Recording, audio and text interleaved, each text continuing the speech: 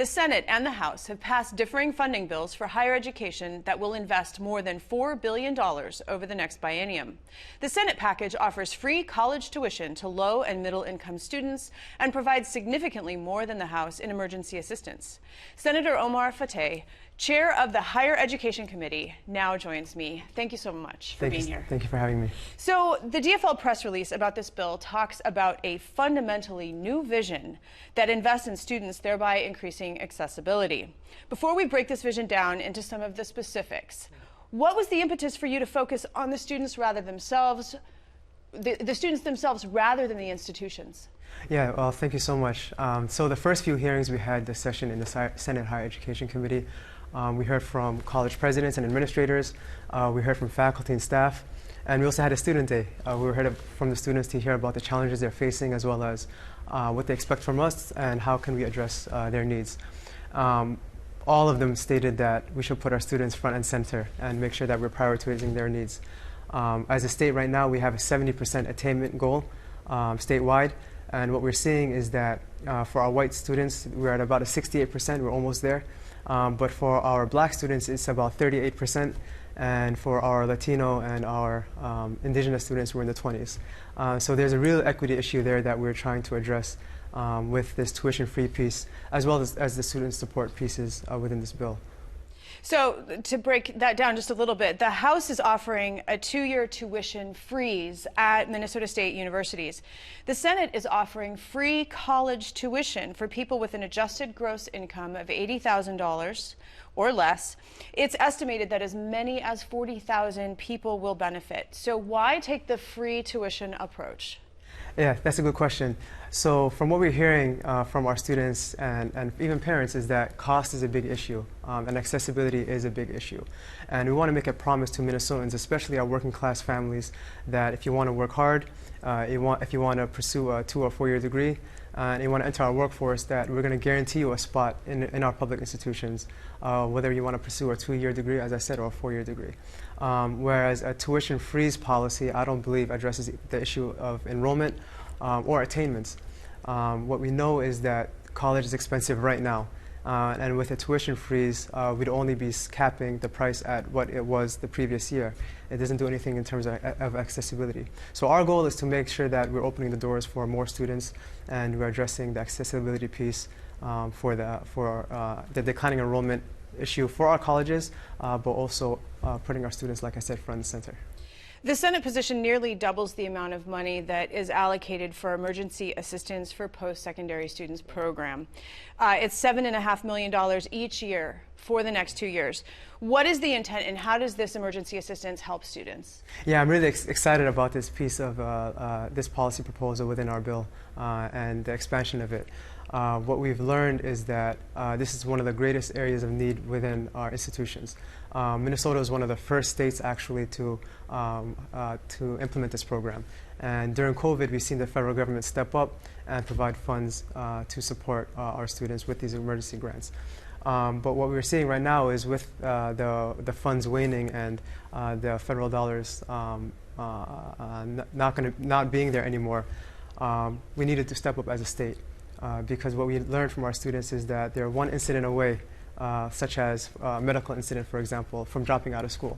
And we want to make sure that we're doing everything in our power to support our students. And so what this means then, emergency grants, a student, say, has a big medical bill, all of a sudden, they can apply to their institution for a grant that will cover the cost of that emergency, or a car repair, or they can't make rent, or something like that, something that could lead them to leave school. Instead, they can get a grant that will help them bridge that gap. Yes, and it disproportionately affects our low-income students as well. So we want to make sure that our working class families, our working class students, that we want to promise them that not only we're going to make our schools accessible to you, but while you're in school, we're going to support you any way we can to make sure that you're able to solely focus on being a student. There's also significantly more money for the Hunger-Free Campus Grant Program. It's $1.5 million the first year, $1 million the following year. First, how does this grant program work? Is it available to both public and private collegiate institutions? And secondly, is hunger on college campuses really this dire that this kind of funding is needed.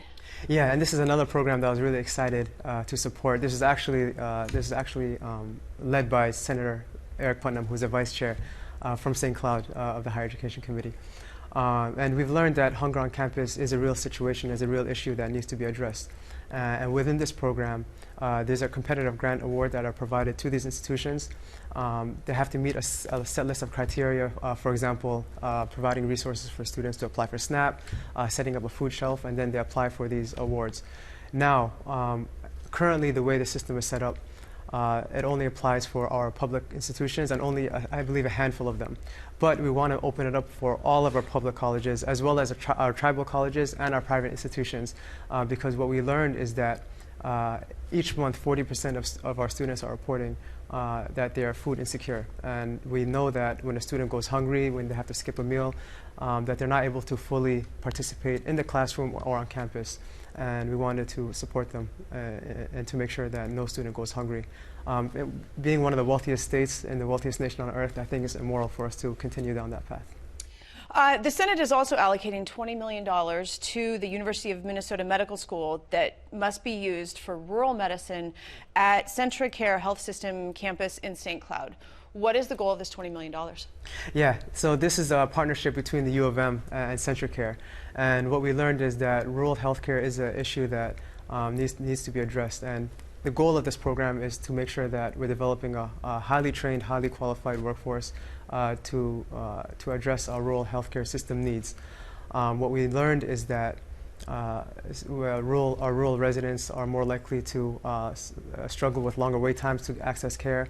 They have to travel longer distances. They're more likely to develop illnesses and die from things like heart disease and cancer, for example. And we needed to address those issues. So I was proud to support Senator Putnam in this and address our rural healthcare needs. Both the House and the Senate had the same target amount, and each body has chosen differently how to allocate those funds. The House provides additional funding to promote some health care careers, for example, nursing, paramedics, and addiction treatment. The Senate does not. So why did you choose not to use some of the one-time funding to provide incentives to areas where there's workforce shortages? Well, what we've been doing in the past has not been working. And instead of nibbling around the edges, we wanted to address all areas because we have a workforce shortage problem in different fields.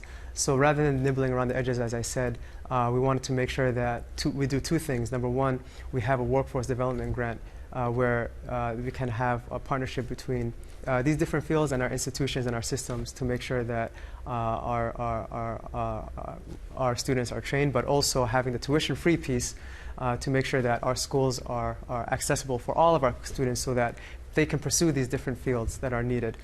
We have a real workforce situation that I think the governor has rightfully prioritized, and opening up our institutions and making it free for our working class residents, I think will do just that. It'll address those issues. Now, when this bill passed off the Senate floor, it did get 2 Republican votes. However, many Republicans have been critical because the bill does not address the fact that enrollment in public higher education institutions has been declining. So how do you respond to that? Well, I think that this bill right now was built and designed in a way that we centered our students first, and we also tackled the issue of declining enrollment statewide. What we've seen is that there's an average of about 20-25% enrollment decline system-wide, and it's been disproportionately affecting also our rural campuses. So what we're trying to do right now is make a promise to our working class Minnesotans and every Minnesotan that our schools will be accessible for you, and that number two, we're going to continue. My goal is, with a larger budget, to expand that, to make sure that our colleges and institutions are best supported, so that we're going to continue to make sure that we don't continue on this path, because what I've heard as chair from our college presidents is if we don't do something quick, that they're going to risk closing down and shutting down campuses. And I think that'll be a very